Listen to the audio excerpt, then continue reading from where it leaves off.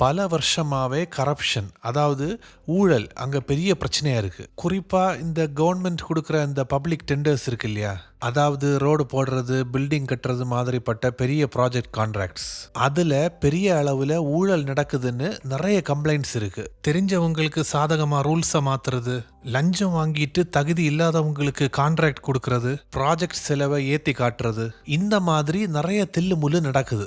ஓ! சரி, சரி. கரப்ஷனை தாண்டி இல்லீகல் மணி லாண்டரிங், சில சமயம் ஆர்கனைஸ்ட் கிரைம் குரூப்ஸ் கூட இதுல தலையிடுறாங்க. இதனால எக்கானமி மட்டும் இல்லாம சட்ட ஒழுங்கும் பாதிக்கப்படுது. இதனால அல்பேனியாவுடைய பிரைம் மினிஸ்டர் எடி ராமா ஒரு பெரிய டார்கெட் வச்சிருக்கிறாரு. யூரோப்பியன் யூனியன், அதாவது இயூல மெம்பர் ஆகணும். இது அவங்களோட பல நாள் கனவு. ஆனா யூரோப்பியன் யூனியன் ரொம்ப ஸ்ட்ரிக்ட்.